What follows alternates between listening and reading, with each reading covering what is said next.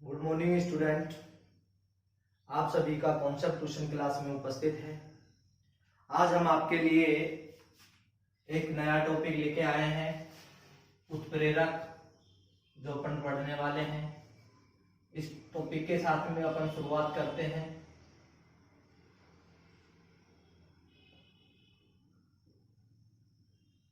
उत्प्रेरक के साथ में आज के क्लास की शुरुआत करते हैं।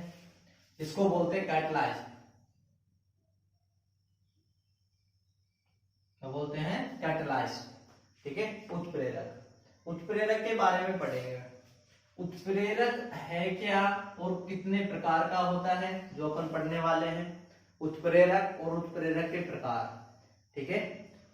देखो बेटा, उत्प्रेरक किसे कहते हैं, सबसे पहली बात ये है, और उसके बाद पढ़ेंगे अपन उत्प्रेरक के प्रकार क्या होते हैं।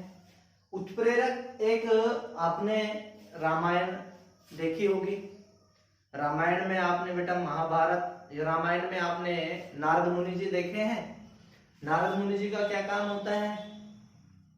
एक व्यक्ति की बात दूसरे व्यक्ति को कहना, दूसरे व्यक्ति की बात तीसरे व्यक्ति को कहना, लेकिन उनके ऊपर स्वयं पे क्या है, कोई भी प्रभाव नहीं पड़ता है किसी की बातों का, है ना। तो वही काम किसका है? उत्प्रेरक का है। उत्प्रेरक वो पदार्थ होते हैं जो अभिक्रिया, रासायनिक अभिक्रिया के वेग में परिवर्तन कर देते हैं। यानी कि अभिक्रिया के वेग में परिवर्तन से मतलब हुआ बेटा, या तो मंद कर देगा या क्या कर देगा, तीव्र कर देगा, है ना। वेग में क्या कर देते हैं, ये परिवर्तन करते हैं। वेग में परिवर्तन, वेग में परिवर्तन कर रहे हैं। कौन करता है? उत्प्रेरक करता है, और ये उत्प्रेरक का काम है। अब ये वेग में परिवर्तन क्या, या तो अभिक्रिया के वेग को क्या कर देता है, मंद कर देगा, या अभिक्रिया के वेग को क्या कर देगा बेटा, तीव्र कर देता है। समझ आया? तो उत्प्रेरक कौन से होते हैं? वे रासायनिक पदार्थ जो रासायनिक अभिक्रिया के वेग में क्या करते हैं, परिवर्तन करते हैं, उन्हें हम क्या कहते हैं, उत्प्रेरक कहते हैं, कैटलाइस्ट कहते हैं। तो इसकी देखिए परिभाषा लिख लेते हैं। उत्प्रेरक की परिभाषा,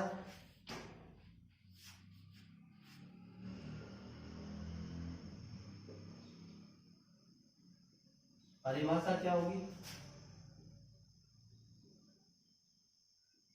वे पदार्थ जो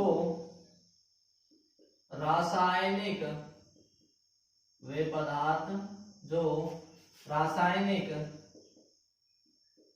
अभिक्रिया के वेग में,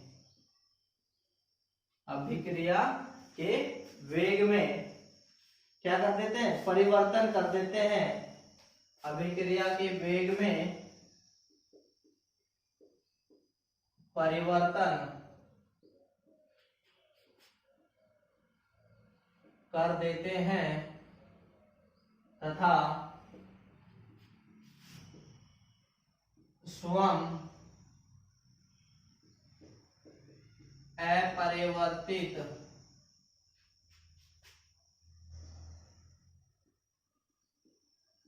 रहते हैं,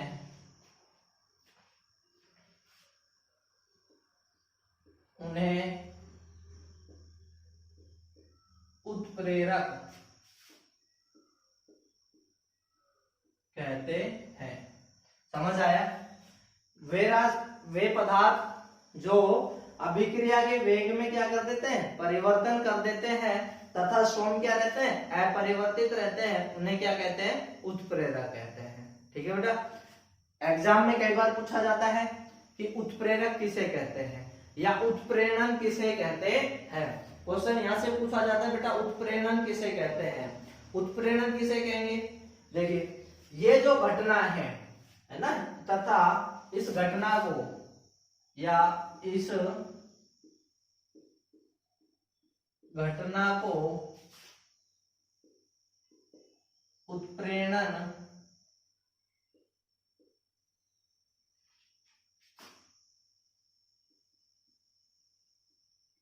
कहते हैं। समझ आया? तो ये उत्प्रेरण कहता है। एग्जाम्पल देखें, एग्जाम्पल दीजिए।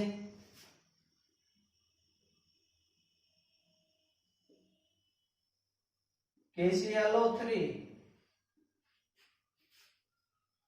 MnO4।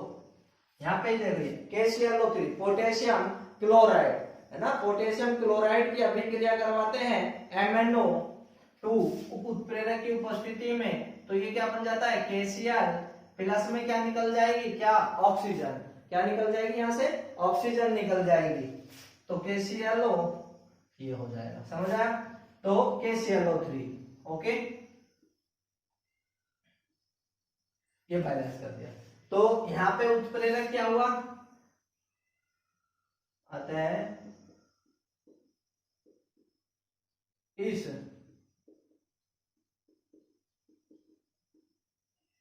अभिक्रिया में MnO2 एक उत्प्रेरक है। ओके, तो MnO2 क्या है, यहाँ पे एक उत्प्रेरक है, समझ आया। ऐसे ही अगर नेक्स्ट एग्जांपल एक और ले ले, तो वानस्पतिक तेल,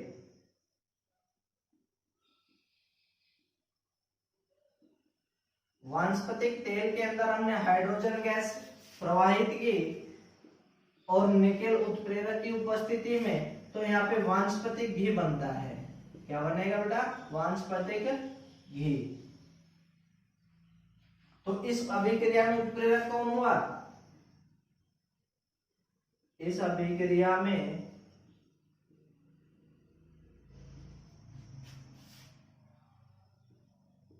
उत्प्रेरक निकेल है, क्या है, निकेल, क्या कौन है उत्प्रेरक, निकेल है।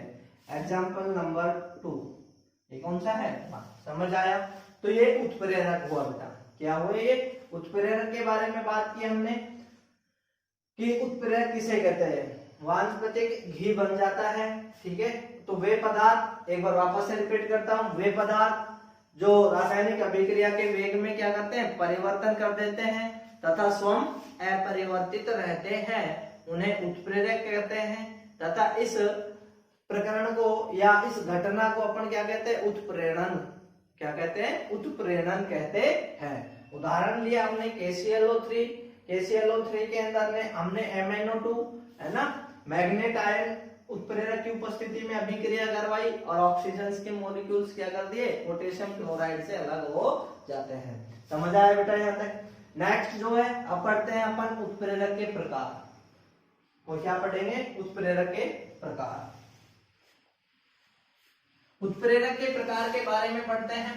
उत्प्रेरक के कितने प्रकार होते हैं, यहाँ ध्यान से समझे बेटा, बहुत अच्छा टॉपिक चल रहा है, शुरू से और अंतिम तक देखें। यहाँ से बोर्ड एग्जाम्स में भी क्या है, क्वेश्चंस पूछे जाते हैं, उसकी दृष्टि से भी अति महत्वपूर्ण टॉपिक है ये, ठीक है बेटा। तो अपन पढ़ते हैं उत्प्रेरक के प्रकार के बारे में, अपनी हेडिंग होगी उत्प्रेरक के प्रकार।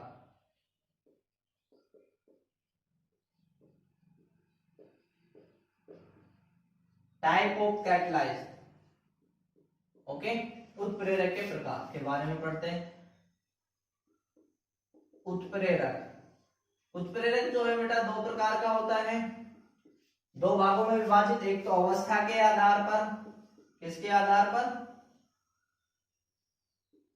के आधार पर, अवस्था के आधार पर, एक तो किसके आधार पर पढ़ा हमने, एक तो अवस्था के आधार पर होता है, दूसरा उत्प्रेरक जो होते हैं वो किसके, क्रिया के आधार पर, किसके आधार पर पढ़ेंगे, दूसरा क्रिया के आधार पर। एक तो होता है अवस्था के आधार पर, दूसरा होता है क्रिया के आधार पर।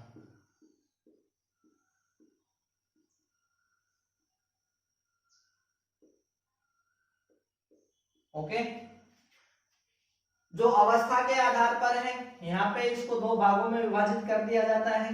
नंबर 1 समांगी उत्प्रेरक, नंबर 2 विषमांगी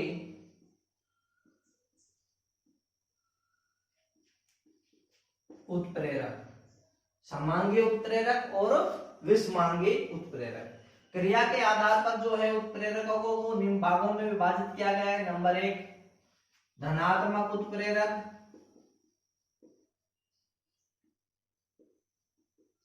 कौन सा?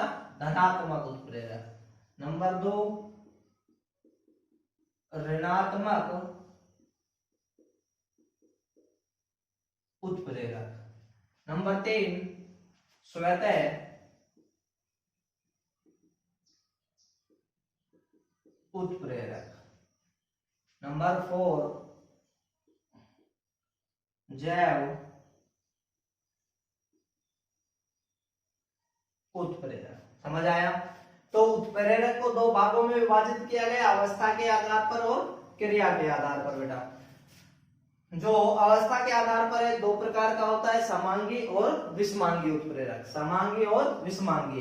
क्रिया के आधार पर कितने प्रकार के? 4 प्रकार के भागों में होता है, धनात्मक उत्प्रेरक, ऋणात्मक उत्प्रेरक, स्वतः उत्प्रेरक और जैव उत्प्रेरक। समझ आया? तो ये क्या हुए उत्प्रेरक के प्रकार। आपसे पूछा जाएगा कि प्रश्न बनता है बेटा, एक बड़ा क्वेश्चन बनता है, क्या बनेगा कि उत्प्रेरक किसे कहते हैं, उत्प्रेरक कितने प्रकार के होते हैं, किन्हीं दो का वर्णन कीजिए। समझ आया? किन्हीं दो का वर्णन कीजिए। तो अपन परिभाषा लिखेंगे किसी भी दो का। स्टार्ट करते हैं सबसे पहले हमने अवस्था के आधार पर। पहले मैं आपको समझा देता हूं, उसके बाद में अपन आपको डिस्क्रिप्टिव में पढ़ेंगे बेटा आगे डिटेल्स में। देखिए समझिए, समांगी उत्प्रेरक। समांगी उत्प्रेरक किसे कहेंगे? समांगी उत्प्रेरक कहते हैं किसे बेटा? जिसके रासायनिक अभिक्रिया में अवस्था कैसी हो? तीनों की अवस्था, यानी कि उत्पाद, अभिकारक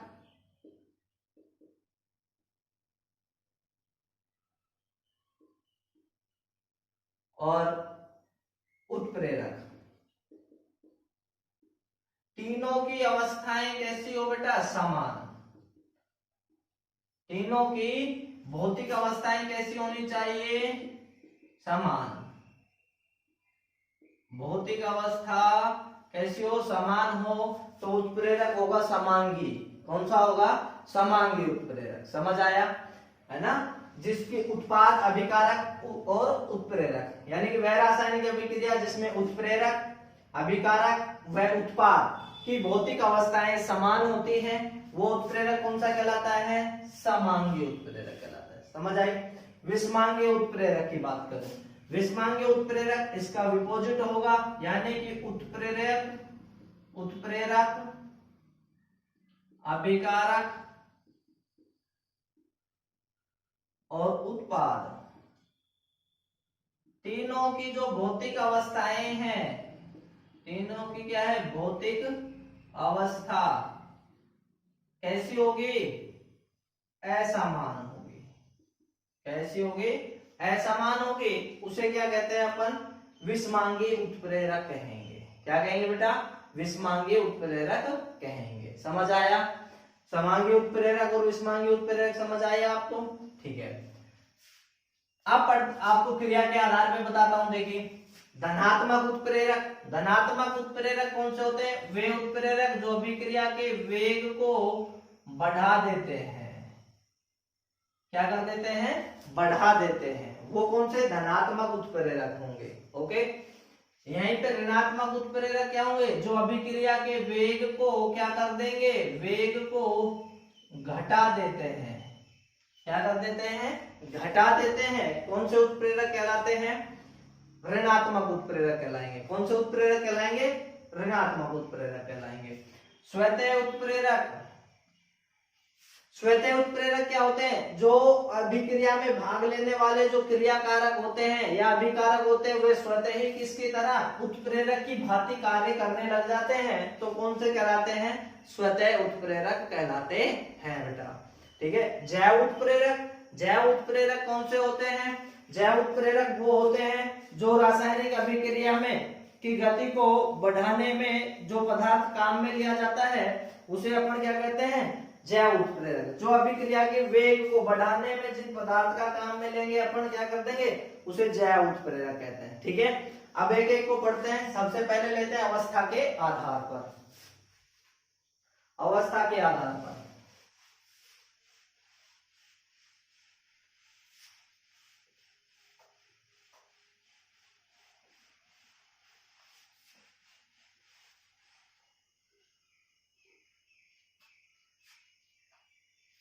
उत्प्रेरक कितने प्रकार का होता है? 2 प्रकार के होते हैं,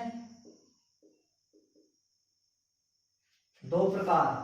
नंबर 1 अपन पढ़ते हैं अवस्था के आधार पर।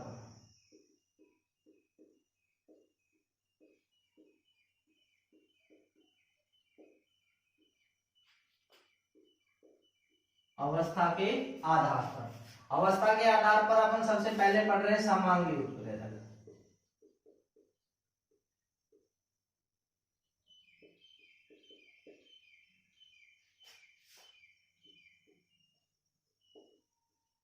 समांगी उत्प्रेरक, समांगी उत्प्रेरक कौन से होंगे? जब रासायनिक अभिक्रिया में, जब रासायनिक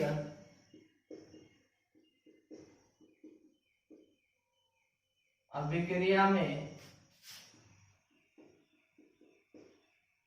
उत्प्रेरक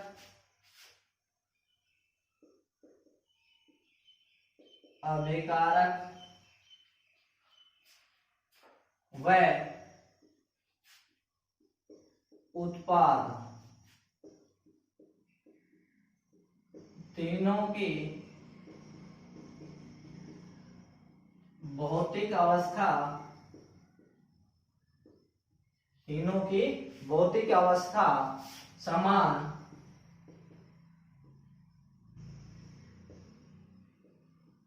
होती है तो उसे समांगी उत्प्रेरक कहते हैं। समझ आया? जब तीनों की क्या हो, भौतिक अवस्थाएं कैसी हो बेटा? समान हो, उसे क्या कहेंगे अपन? समांगी उत्प्रेरक कहते हैं। समझ आया? तो एग्जाम्पल लेंगे। एग्जाम्पल,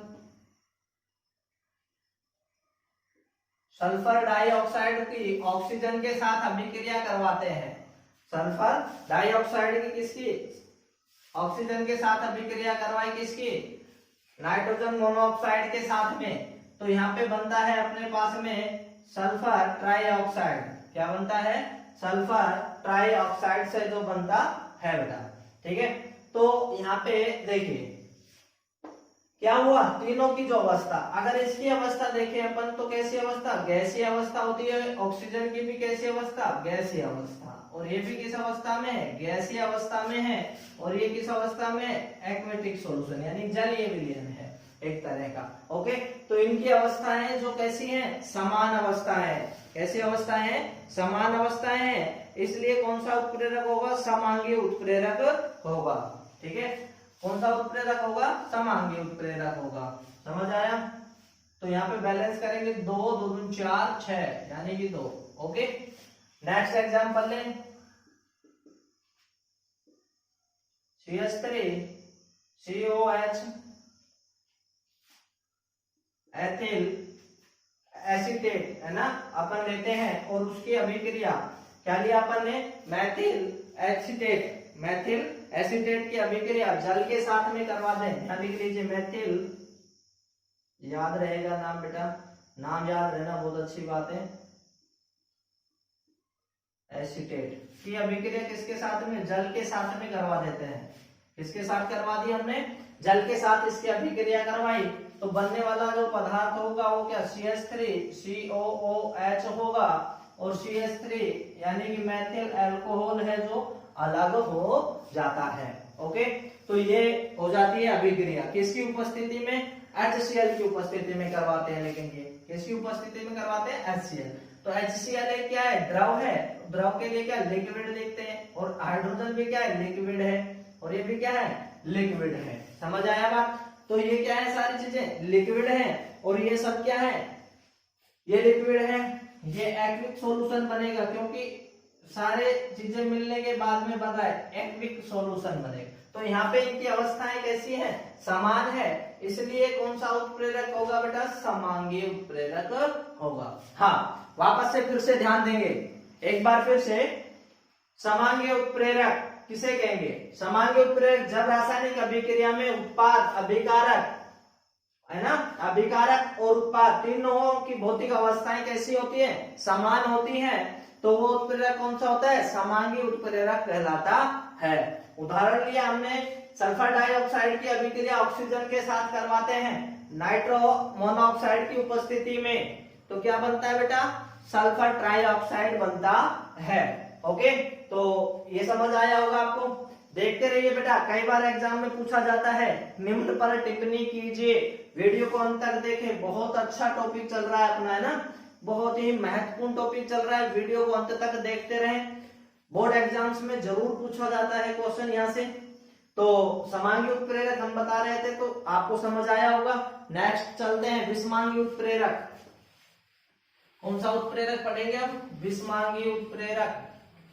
समांगी उत्प्रेरक किसके आधार पर पढ़ रहे हैं, अवस्था के आधार पर पढ़ रहे हैं बेटा हम।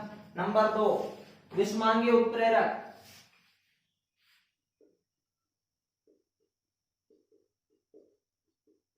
विषमांगी उत्प्रेरक, विषमांगी उत्प्रेरक, विषमांगी उत्प्रेरक किसे कहेंगे, हमने बताया कि तीनों की जो भौतिक अवस्थाएं हैं वो अवस्थाओं में नहीं होती, तीनों की समान नहीं होती है, यानी कि क्या कहेंगे, वह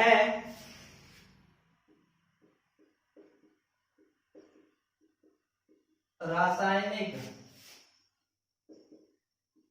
अभिक्रिया जिसमें उत्प्रेरक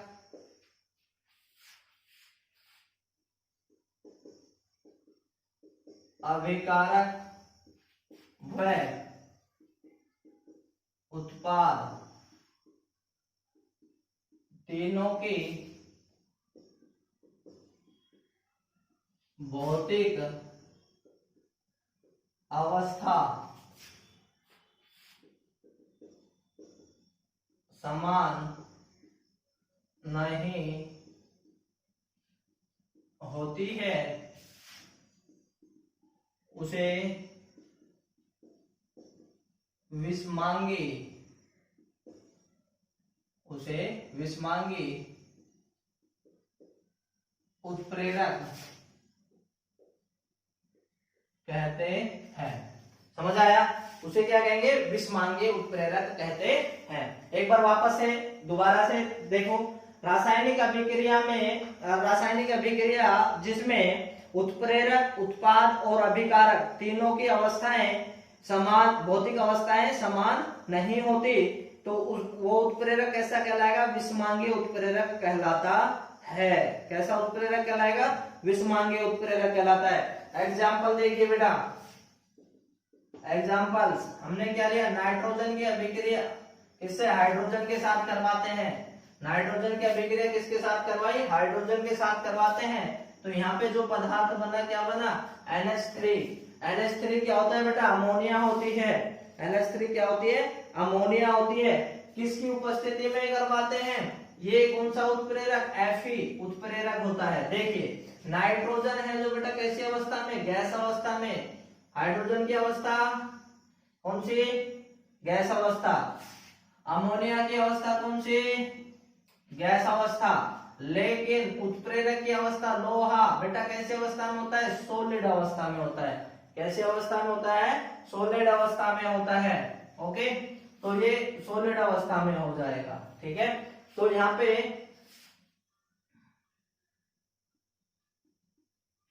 इस अभिक्रिया में, इस अभिक्रिया में Fe उत्प्रेरक ठोस अवस्था में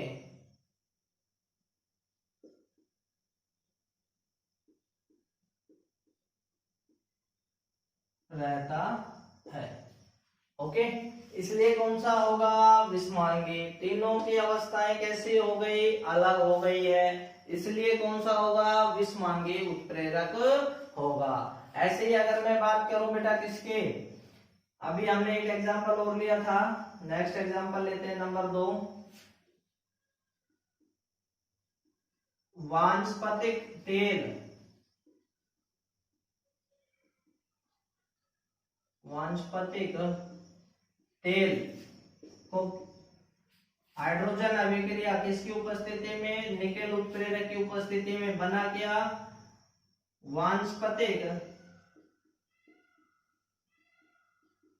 वानस्पतिक घी। क्या बना, घी। अब जो यहाँ पे निकेल है, निकेल उत्प्रेरक कैसी अवस्था में है, ठोस अवस्था में होता है। कैसी अवस्था में, ठोस अवस्था।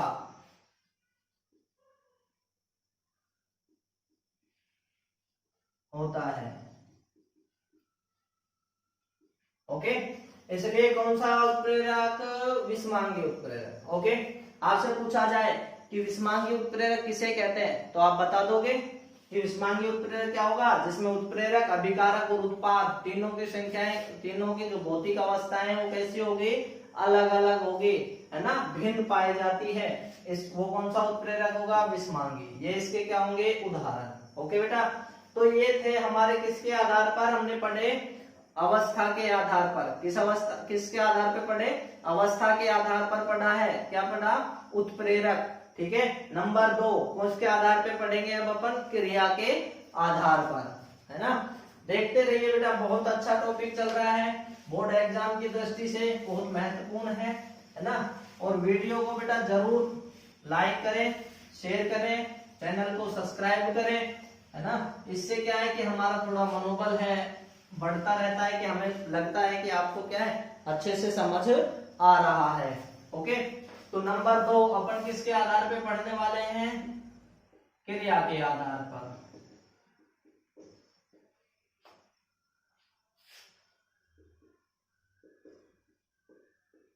क्रिया के आधार पर। ओके, क्रिया के आधार पर पढ़ने वाले हैं अपन उत्प्रेरक। सबसे पहला उत्प्रेरक कौन सा है, धनात्मक, धनात्मक उत्प्रेरक। हमने बताया था धनात्मक उत्प्रेरक क्या होते हैं भाई, धनात्मक उत्प्रेरक रासायनिक अभिक्रिया के वेग को बढ़ाने वाले उत्प्रेरक, रासायनिक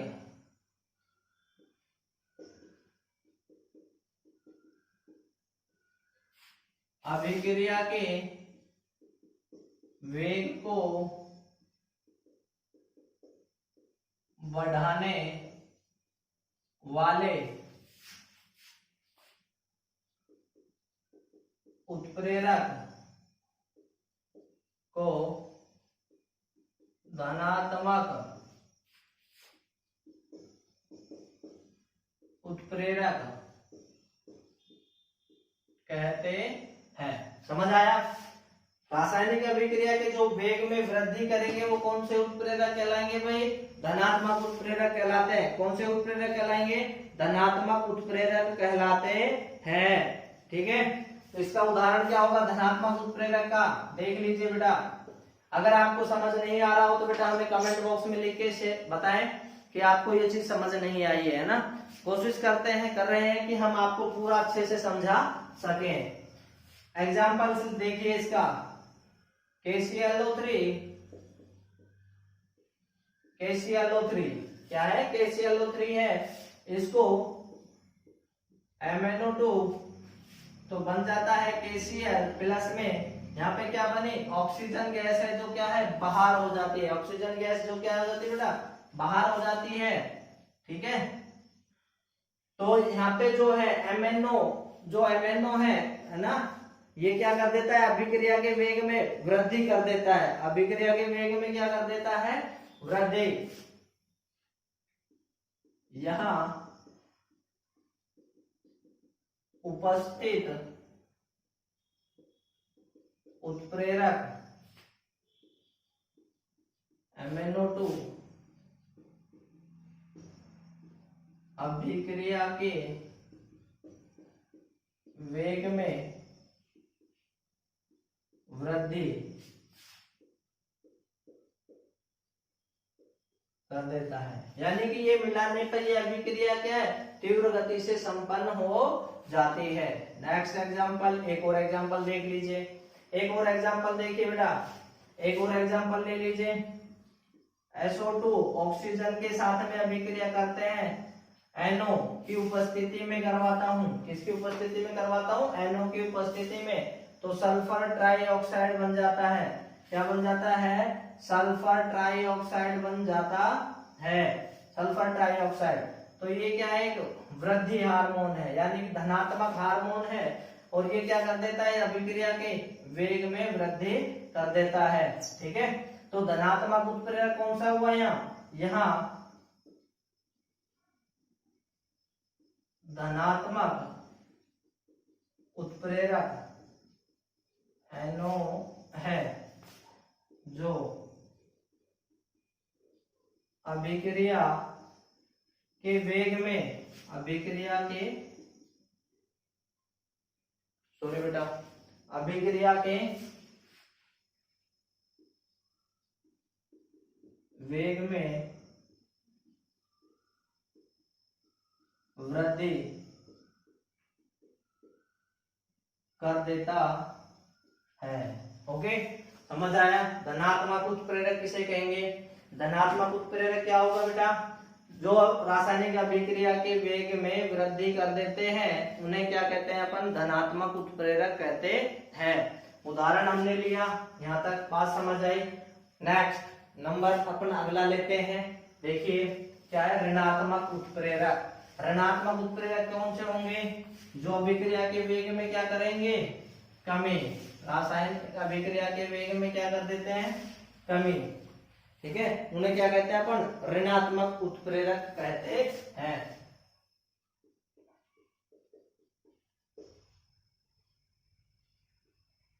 नंबर 2, ऋणात्मक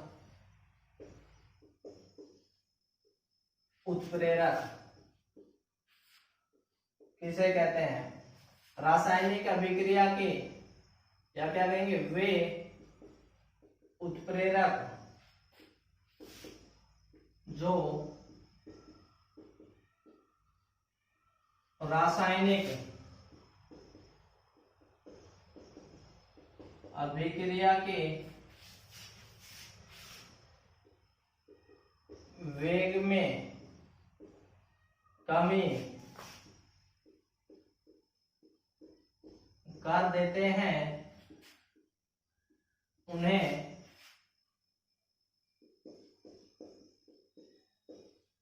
ऋणात्मक उत्प्रेरक कहते हैं। ओके, समझ आया? यानी कि वे उत्प्रेरक जो रासायनिक अभिक्रिया के वेग में क्या कर देते हैं? कमी कर देते हैं, उन्हें क्या कहते हैं अपन? ऋणात्मक उत्प्रेरक कहते हैं। समझ आया बेटा? तो ये ऋणात्मक उत्प्रेरक होगा। ठीक है, तो इसका एग्जाम्पल लेंगे अपन।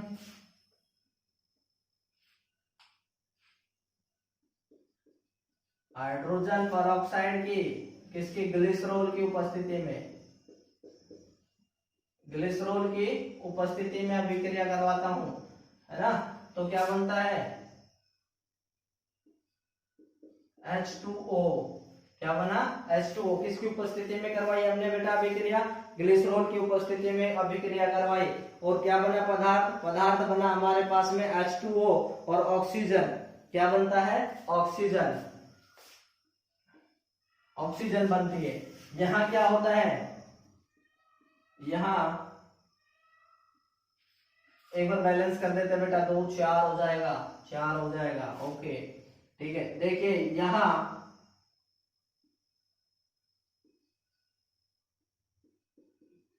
ग्लिसरॉल की कुछ मात्रा मिलाने पर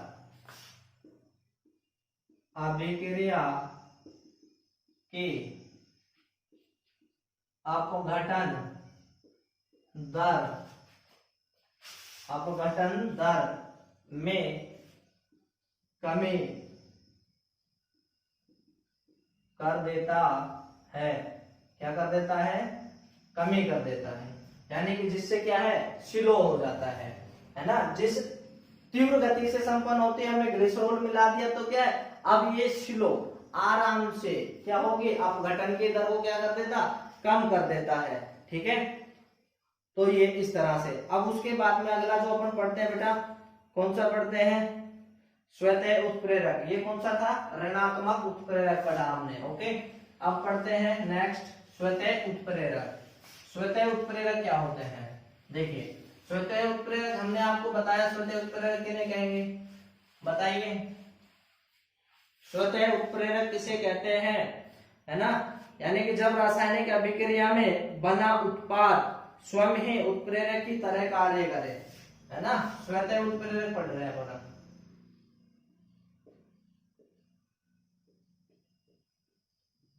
स्वतः उत्प्रेरक कौन सा है, नंबर थर्ड, स्वतः उत्प्रेरक। देखिए स्वतः उत्प्रेरक क्या होते हैं, अभिक्रिया में जो उत्पाद बना है, अभिक्रिया में बनने वाला जो उत्पाद है वो किसकी भांति कार्य करने लग जाए बेटा, उत्प्रेरक की भांति कार्य करने लग जाता है, तो वही कौन सा कहलाता है, स्वतः उत्प्रेरक, है ना। तो क्या लिखेंगे, देखिए जब रासायनिक अभिक्रिया में जब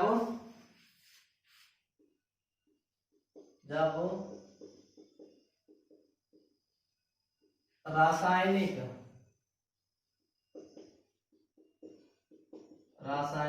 अभिक्रिया में बना उत्पाद स्वतः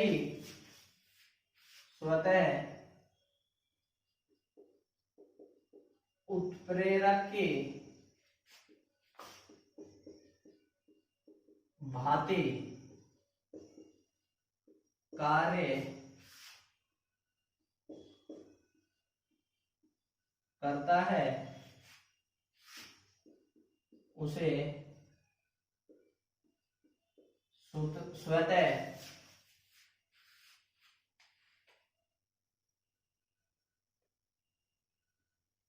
उत्प्रेरक कहते हैं। उसे क्या कहते हैं, स्वतः उत्प्रेरक कहते हैं। समझ आया। इसके लिए हम एग्जाम्पल जो लेंगे, देखिए बेटा ये क्या कर देता था, अभिक्रिया के वेग को बढ़ा देता है ना, और तो वह उत्पाद क्या कहलाता है, स्वतः उत्प्रेरक। इसमें अपन नोट डाल के लिख लेंगे, नोट लिखेंगे,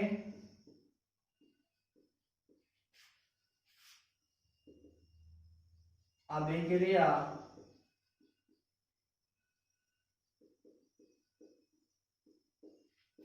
के दौरान बना उत्पाद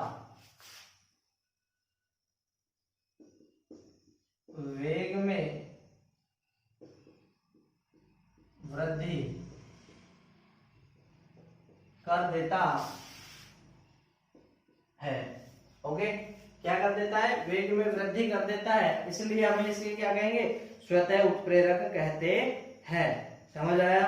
ठीक है, इसके लिए अपन लेते हैं एथिल एसीटेट। एथिल एसीटेट को जल के साथ अभिक्रिया करवा देते हैं। एथिल एसीटेट को किसके साथ, जल के साथ में, एथिल एसीटेट की अभिक्रिया हम करवा देते हैं किसके, जल के साथ में करवा देते हैं। ये क्या है बेटा, एथिल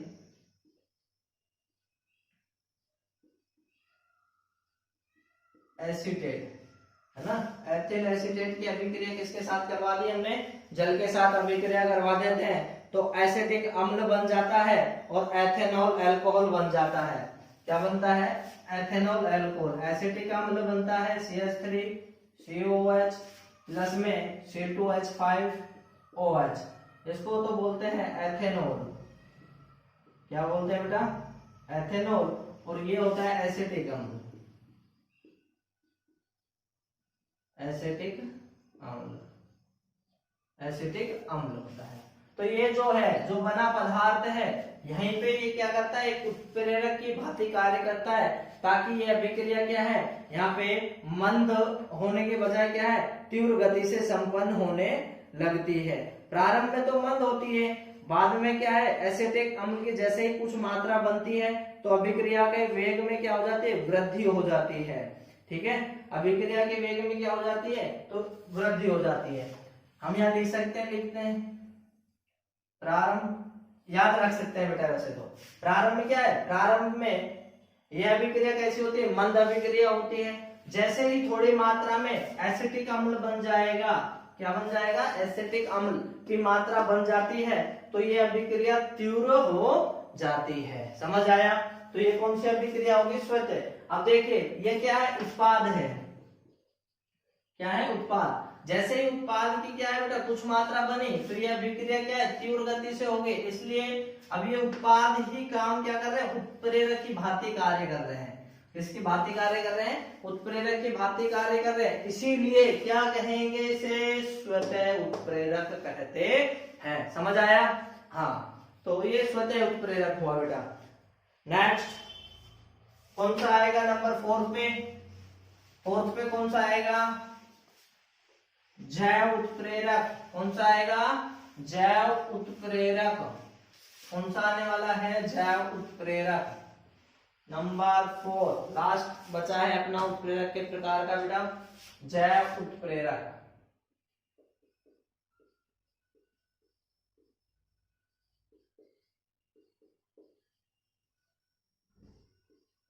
जैव उत्प्रेरक।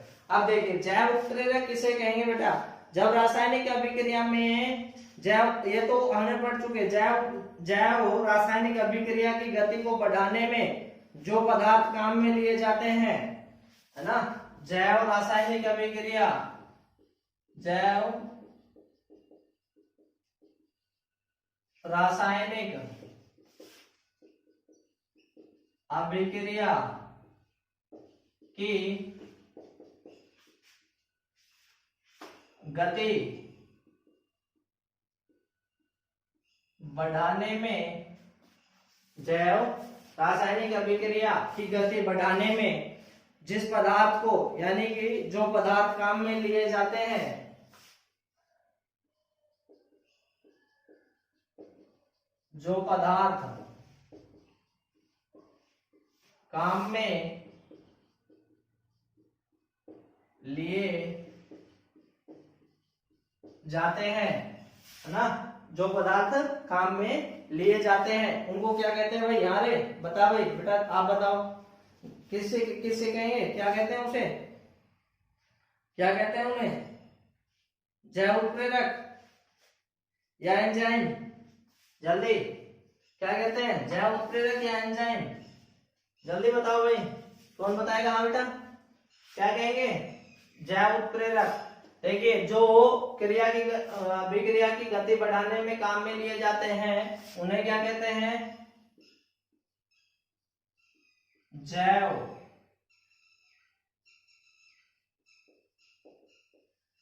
उत्प्रेरक कहते हैं। लेकिन क्या है बेटा, सामान्यतः नोट लिख लेंगे, सामान्यतः यह किसकी, एंजाइम की भांति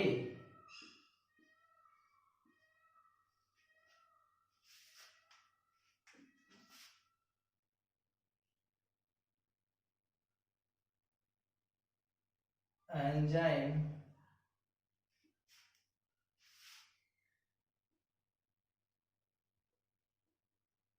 कार्य करते हैं।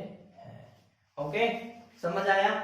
ये किसकी तरह से काम करते हैं, एंजाइम की तरह काम करते हैं, इसीलिए इनको क्या कहते हैं अपन, एंजाइम। अब देखिए बेटा, आपने देखा होगा माल्टोज को ग्लूकोज में बदलने के लिए हम माल्टेज को काम में लेते हैं। एग्जाम्पल, माल्टोज को किस में बदलने के लिए, ग्लूकोज में बदलने के लिए माल्टेज क्या लेते हैं, माल्टेज काम में लेते हैं। तो ये माल्टेज क्या हुआ, एक जैव उत्प्रेरक हुआ। क्या हुआ, ये जैव उत्प्रेरक हुआ। ऐसे ही बेटा हम यूरिया में जब जल मिलाते हैं तो बेटा हमारे पास में अमोनिया बनता है, यूरिया NH2 टू सबसे पहले प्रयोगशाला में बनाया गया रासायनिक पदार्थ का नाम कौन है बेटा? यूरिया। प्रयोगशाला में सबसे पहले बना कार्बनिक पदार्थ का नाम क्या है? यूरिया है। और यूरिया में हमने जल मिलाया और उत्प्रेरक यूरिएज लिया, यूरिएज उत्प्रेरक। तो यूरिएज उत्प्रेरक लिया तो हमारे पास में क्या बना बेटा? एक तो अमोनिया बनती क्या बन जाती है? अमोनिया बनती है। अमोनिया बनने के और कार्बन डाइऑक्साइड जो गैस है वो बाहर निकल जाती है। क्या निकल जाती है? कार्बन डाइऑक्साइड बाहर निकल जाती है। ओके, तो ये कौन सी उत्प्रेरक हुआ बेटा? जैव उत्प्रेरक हुआ। कौन सा उत्प्रेरक हुआ? जैव उत्प्रेरक। समझ आया? तो आपको बेटा समझ आया होगा। उत्प्रेरक पढ़ा हमने आज की क्लास में। क्या पढ़ा? उत्प्रेरक। उत्प्रेरक कितने प्रकार के? 2 प्रकार के होते हैं, अवस्था के आधार पर और क्रिया के आधार पर। अवस्था के आधार पर 2 प्रकार के होते हैं, समांगी और विषमांगी। और क्रिया के आधार पर कितने प्रकार के होते हैं? 4 प्रकार के होते हैं। कौन सा? नंबर 1 धनात्मक, 2 ऋणात्मक, 3 स्वतः उत्प्रेरक, नंबर 4 क्या होगा? जैव उत्प्रेरक। ओके, तो ये बेटा आपको समझ आया होगा अच्छे से। इसके बाद में बेटा इस चैप्टर्स में कुछ थोड़ा सा चैप्टर रह गया है ना, उसको नेक्स्ट वीडियोस में देखना ना भूलें। वीडियो को लाइक करें बेटा, शेयर भी करें और चैनल को सब्सक्राइब करें। आज इतना ही। थैंक यू बेटा।